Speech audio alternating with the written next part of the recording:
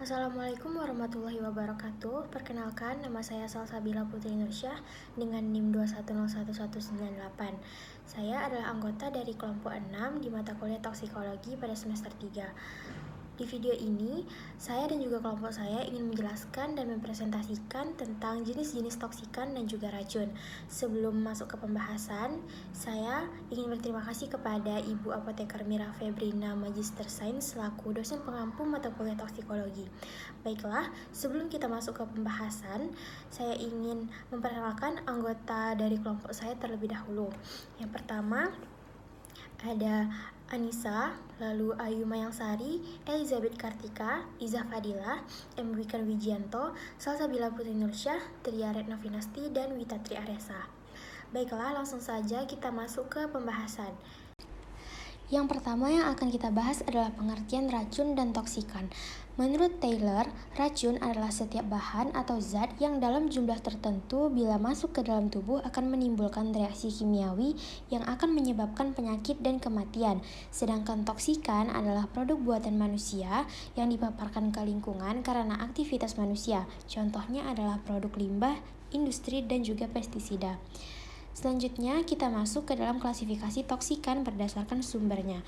Berdasarkan sumbernya, toksikan dibagi menjadi 3, yaitu yang bersumber dari titik area dan bergerak, yang bersumber dari sumber alamiah maupun buatan, dan yang bersumber dari domestik, komersial, atau industri. Toksikan yang bersumber dari titik area dan bergerak biasa digunakan oleh orang yang berminat melakukan pengendalian.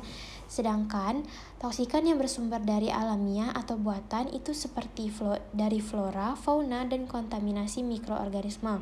Sedangkan toksikan yang bersumber dari industrial biasanya itu terdapat di area-area industri atau area pabrik. Di sini ada contoh toksikan yang berasal dari alamiah atau sumber alami. Yang pertama, pada tumbuhan terdapat jamur, lalu pada hewan terdapat ikan buntal, lalu juga ada ular dan juga kalajengking. Pada mikroorganisme terdapat bakteri salmonella. Lalu selanjutnya, ada toksikan yang bersumber dari industrial. Contohnya, limbah medis rumah sakit itu adalah toksikan. Lalu selanjutnya, limbah pabrik yang dibuang ke air itu menyebabkan air mengandung toksikan. Lalu yang terakhir ada gas yang dikeluarkan oleh pabrik atau industri yang menyebar ke udara yang menyebabkan udara mengandung toksikan atau racun. Selanjutnya, ada contoh toksikan buatan. Contohnya, keracunan alkali fosfat, keracunan ester asam karbaminat, keracunan insektisida, keracunan senyawa dipyridinium, dan keracunan digoksin. Yang kedua yaitu klasifikasi berdasarkan wujudnya. Wujud pencemaran dapat berupa padat, cair, dan gas. Toksikan wujud padat atau padatan halus bersifat aerodinamis, yang artinya mudah masuk ke dalam paru-paru. Sedangkan toksikan berwujud gas dapat berdifusi, di mana difusi sendiri berarti dapat menyebar. Oleh karena itu, toksikan jenis gas dapat menyebar lebih cepat dibandingkan dengan toksikan bentuk cair dan padat. Selanjutnya ada ukuran pencemaran bentuk, densitas, serta komposisi kimiawi dan fisika.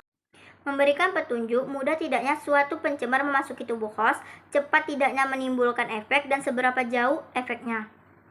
Berikut merupakan contoh dari pencemaran wujud padat, cair, dan gas. Toksikan padat contohnya yaitu merkuri, toksikan cair yaitu keracunan benzoat, toksikan gas yaitu keracunan asam anida atau HCN. 3. Klasifikasi toksikan berdasarkan kerusakan organ target. Berdasarkan kerusakan organ targetnya itu dibagi menjadi 5. Yang pertama, hepatotoksik, yaitu racun jenis ini menyebabkan kerusakan pada organ atau organ yang diserangnya adalah hati. Yang kedua, nefrotoksik, di mana racun jenis ini menyebabkan kerusakan pada organ atau organ yang diserangnya adalah nefron atau ginjal. Yang ketiga adalah neurotoksik, di mana racun jenis ini menyebabkan kerusakan pada organ atau organ yang diserangnya adalah neuron atau saraf. Yang keempat, hermatotoksik, racun jenis ini menyebabkan kerusakan pada organ yang diserangnya adalah darah atau sistem pembentukan sel darah. Yang terakhir adalah pneumotoksik, di mana racun jenis ini menyebabkan kerusakan pada organ yang diserangnya adalah paru-paru. Yang keempat, yaitu klasifikasi toksikan berdasarkan racun biotis dan abiotis.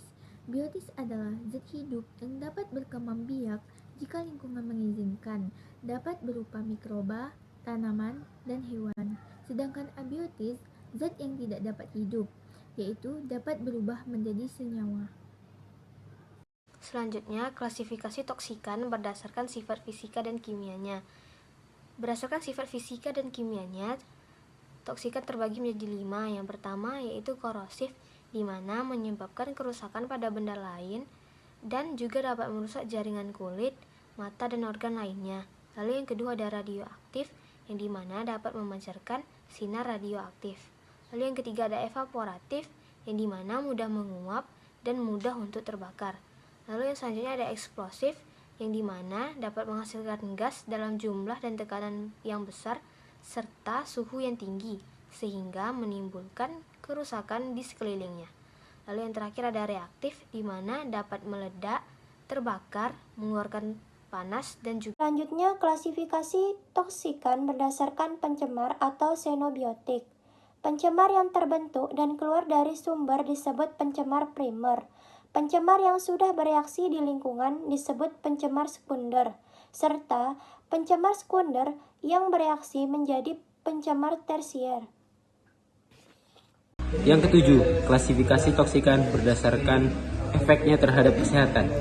Yang pertama ada fibrosis, yaitu terbentuknya jaringan ikat secara berlebihan. Kemudian ada granuloma, yaitu didapatnya jaringan radang kronis. Kemudian ada demam, di mana suhu badan melebihi suhu normal. Kemudian ada asfiksia, yaitu di mana keadaan kekurangan oksigen. Kemudian ada alergi, yaitu sensitivitas yang berlebihan. Kemudian ada teratogenik, yaitu cacat bawaan. Kemudian ada keracunan sistemik, yaitu keracunan yang menyerang seluruh tubuh. Selanjutnya ada kanker, tumor ganas atau biasa juga mutan, yaitu generasi yang berbeda dengan gen induknya. Yang kedelapan, klasifikasi toksikan berdasarkan hidup atau matinya racun. Klasifikasi ini dibuat berdasarkan pertimbangan bahaya yang ditimbulkannya.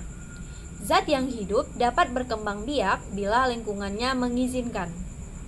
Zat abiotis dapat berubah menjadi berbagai senyawa sehingga pengendaliannya pun berbeda. Kesimpulan yang dapat kami ambil pada materi tentang jenis toksikan yaitu toksikan merupakan suatu kemampuan zat kimia untuk membuat pengaruh yang merugikan pada organisme-organisme hidup. Toksikan merupakan istilah dalam toksikologi yang didefinisikan sebagai kemampuan bahan kimia untuk menyebabkan kerusakan. Istilah toksisitas merupakan istilah kualitatif. Terjadi atau tidak terjadinya kerusakan bergantung pada jumlah unsur kimia untuk terabsorpsi. Toksikan ada beberapa jenis, yaitu berdasarkan wujud, berdasarkan sumbernya, berdasarkan kerusakannya terhadap organ, dan lain-lain. Contoh toksikan berdasarkan wujud yaitu seperti wujud gas, padat, dan cair. Untuk contoh wujud padat yaitu merkuri. Contoh bentuk cair yaitu keracunan benzol. Dan contoh wujud gas yaitu keracunan asam sianida atau HCN. Lalu ada toksikan berdasarkan sumbernya yaitu sumber toksikan alami dan juga toksikan buatan. Baiklah, sekian presentasi dari kelompok kami. Lebih dan kurang mohon maaf. Akhir kata, wabillahi taufiq wal hidayah. Wassalamualaikum warahmatullahi wabarakatuh.